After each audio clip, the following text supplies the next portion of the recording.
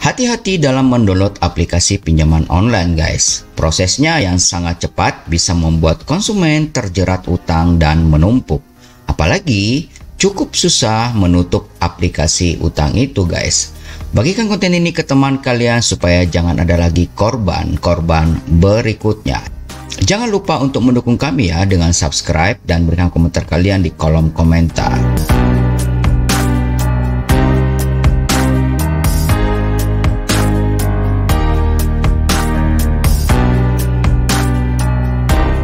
Hai, jumpa lagi Sobat Podcast Radio bersama Mimin Freddy. Hari ini sangat senang sekali dapat berjumpa lagi dengan kalian.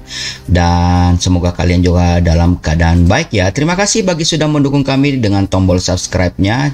Jika belum, kami dengan hormat meminta kalian untuk mendukung kami melalui tombol subscribe dan berikan komentar di kolom komentar ya. Dan kali ini kita membahas tentang lagi maraknya nih, banyak yang sudah menjadi korbannya katanya terjerat utang karena iseng download aplikasi pinjaman online guys. Mimin sih berharap di antara kalian yang smart people yang ada di sini tidak mencoba-coba ya. Dan masalahnya guys, ini sangat sulit untuk di stopnya. Nah, kita akan membahasnya sesaat lagi.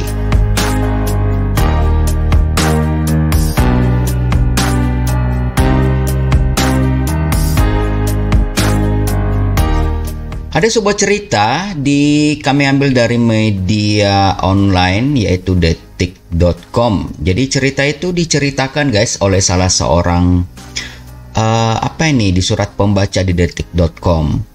Jadi dia menuliskan katanya seperti ini. Saya ingin bertanya, saya beberapa hari lalu mendownload aplikasi pinjaman online. Setelah saya download, lalu saya isi semua datanya sampai nomor rekening juga. Lalu di aplikasi tersebut saya tidak baca ada sistem pengajuan yang sudah terchecklist dan saya langsung okein saja. Tiba-tiba malam itu ada uang transferan dari pinjaman online. Saya baru tahu setelah 1-2 hari sesaat saya buka rekening tiba-tiba ada uang masuk dan saya cek dari transferan pinjaman online tersebut. Saya tidak ada konfirmasi via telepon dari pihak pinjaman online untuk mengenai pinjaman dan tidak ada info untuk pengecekan check-in tersebut. Sedangkan saya saja tidak ingin meminjam. Cuma iseng, hanya ingin cari tahu terlebih dahulu dari pihak pinjaman online langsung transfer saja ke saya katanya. Saya sudah mencoba menghubungi pihak pinjaman online tetapi tidak ada tanggapan untuk pemulangan dananya yang ada. Saya harus disuruh bayar bulanan oleh pinjaman online. Mohon bantuannya, saya harus bagaimana untuk menghadapi masalah ini. Nah, kemudian dilanjutkan di artikel tersebut untuk menjawab masalah di atas. Ini ada tim asosiasi advokat meminta pendapatnya guys mengenai hal tersebut dan ini dikemukakan oleh Bapak Slamet Yuwono SHMH, partner dan kantor hukum 99 dan rekan. Nanti sumber beritanya kami akan taruh di deskripsi. Dan berikutnya beliau memberikan jawabannya apa yang harus kalian lakukan. Jadi ini sangat luar biasa guys. Jika memang kalian menganggap konten ini sangat bermanfaat, kami sarankan kalian share ke teman kalian supaya kita lebih banyak berhati-hati.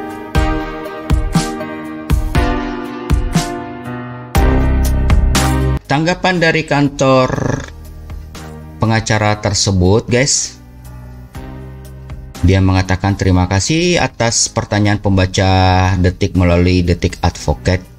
Dari kronologi dan pertanyaan yang saudara sampaikan tersebut, kami memberikan ulasan antara lain sebagai berikut katanya. Bahwa platform yang saudara download jika benar adalah bla bla bla bla, tidak diperjelas di sana, maka kami bisa sampaikan berdasarkan informasi di website www.ojk.go.id. Pinjaman online tersebut merupakan platform dari salah satu perusahaan fintech lending berizin dan terdaftar di OJK per 4 Mei 2021. Artinya bahwa dia adalah perusahaan resmi guys. Hati-hati ya.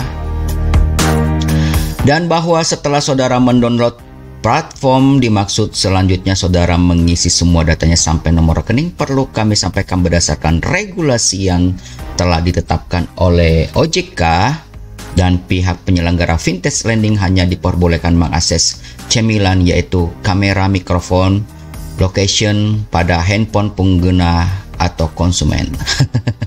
Disingkat camilan ya guys ya. Kamera, mikrofon, location, dan handphone pengguna konsumen katanya.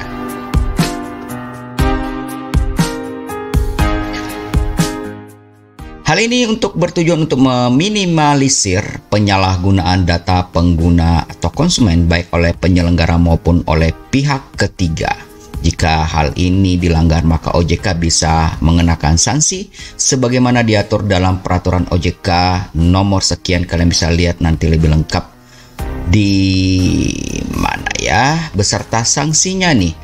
Jadi di situ pasal tersebut dijelaskan secara rinci dan panjang lebar. Intinya kalian sudah mengerti ya. Dan di sini ada tanda petik pinjaman online tidak mensyaratkan adanya BI checking karena pinjaman online menganggap BI checking bisa menjadi penghambat bagi para konsumen debitur yang membutuhkan dana darurat. Jadi hati-hati guys, secara tidak langsung waktu kalian memencet aplikasi tersebut di app atau di smartphone kalian, waktu kalian mendownload itu secara tidak langsung kalian telah mengiyakan dan telah yes, tidak mungkin kalian bisa keluar lagi dari sana. Jadi kalau memang kalian tidak mau terlibat risiko, jangan sekali-sekali memencet aplikasi tersebut, atau mungkin kalian cuma mau mengintip aja, karena dengan mengklik seperti itu otomatis kalian deal.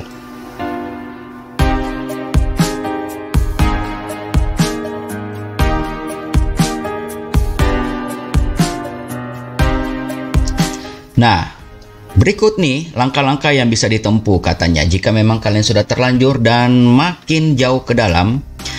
Pertama, jika saudara bisa memastikan belum menyetujui perjanjian pemberian pinjaman tetapi sudah ditransfer dan disuruh membayar bulanan, maka langkah yang dapat ditempuh antara lain apa nih katanya? Sesuai peraturan OJK nih nomor 18 tentang layanan pengaduan konsumen di sektor jasa keuangan, maka saudara dapat mengajukan pengaduan ditujukan kepada penyelenggara fintech lending baik secara lisan ataupun tertulis sebagaimana pasal 7 ayat 2 selanjutnya. Pengaduan saudara tersebut wajib dilakukan tindak lanjut sebagaimana diatur dalam peraturan OJK nomor 18. Jika pengaduan saudara tidak mendapatkan respon, maka saudara dapat mengirimkan pengaduan kepada Ketua Umum Asosiasi Fintech Pendanaan Bersama Indonesia (AFPI) sebagai asosiasi yang menaungi seluruh perusahaan fintech lending berizin yang terdaftar di OJK. Berikutnya, saudara juga bisa mengirimkan surat pengaduan kepada Ketua Dewan Komisioner Otoritas Jasa Keuangan sebagai lembaga yang mengatur dan mengawasi sektor jasa keuangan termasuk di dalamnya fintech lending yang berizin dan terdaftar di OJK.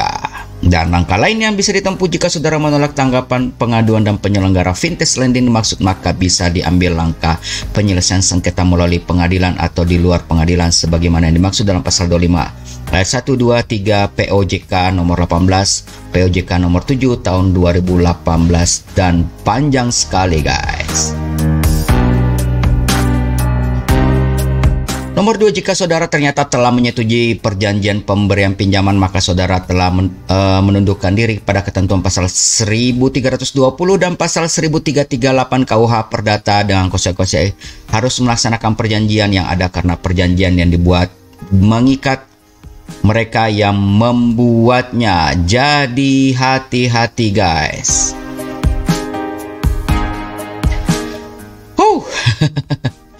Kalian harus ada putusan pengadilan segala guys. Kalau seandainya sudah masuk di sana berarti memang apa ya?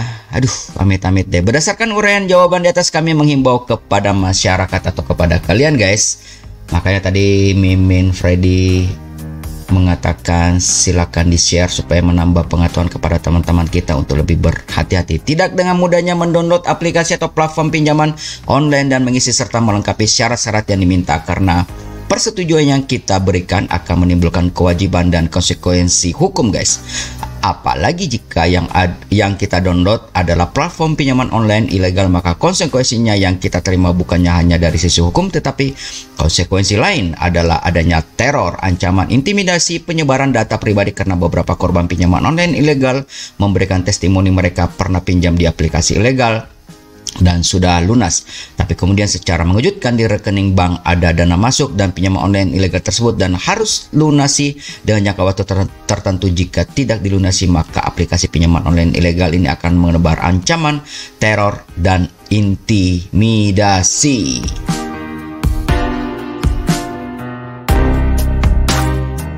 Nomor 2, jika memang terpaksa dan membutuhkan dana untuk keperluan yang produktif, maka sebelum mendownload bisa dicek terlebih dahulu di aplikasi atau platform pinjaman online atau fintech lending yang berizin dan terdaftar di OJK melalui www.ojk.go.id. Hal ini akan disampaikan untuk mengantisipasi agar masyarakat tidak terjerat aplikasi pinjaman online ilegal, karena pinjaman online ilegal tidak diawasi oleh OJK dan tidak mematuhi aturan hukum yang ada, serta cara-cara penagihan yang dilakukan tidak mengikuti aturan yang telah ditetapkan oleh OJK. Demikian uraian dari kantor pengacara tadi yang sudah disebutkan. Jadi kalian harus sangat berhati-hati, guys.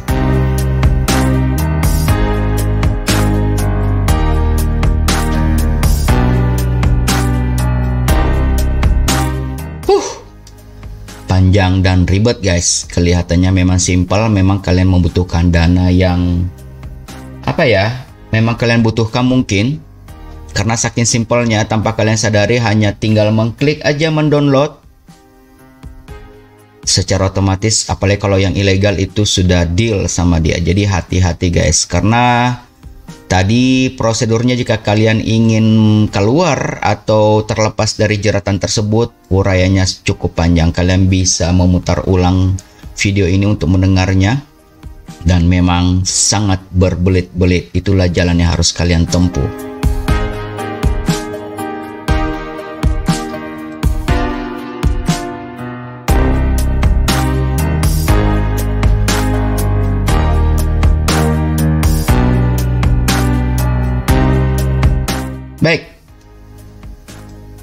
Baik, demikian guys podcast kita kali ini mengenai terjerat utang karena iseng download aplikasi pinjaman online dan cara menyetopnya. Jika kalian menganggap ini penting, silakan bagikan ke teman kalian. Kami sangat membutuhkan dukungan support kalian, guys, untuk peningkatan dan perkembangan channel ini dengan mengklik tombol subscribe-nya. Jangan lupa juga memberikan komentar ya di deskripsi untuk melengkapi kami. Terima kasih bagi yang sudah subscribe. Kami tak lupa juga menunggu kalian di nomor telepon 089530945819 atau yang ada di layar kalian. Mungkin kalian pengen ngobrol-ngobrol bersama dengan kami atau punya masalah yang selama ini tidak bisa dipecahkan. Kalian bisa menghubungi kami, bisa kita lempar ke sini, dan para subscriber yang budiman di sini bisa membantu kalian dan bisa didiskusikan. Siapa tahu kami dapat membantu kalian dalam menyelesaikan masalah yang selama ini mungkin kalian hadapi.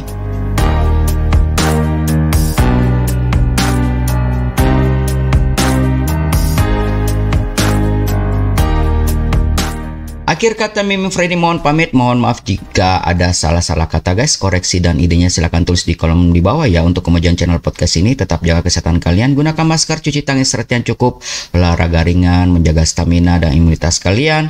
Dan jika tidak penting-penting banget, tidak perlu keluar, guys, karena virusnya masih ada. Tapi kalau kalian harus keluar, gunakan masker dan jauhi kerumunan, patuhi protokol kesehatan. Sampai jumpa pada podcast berikutnya. Terima kasih. God bless you all.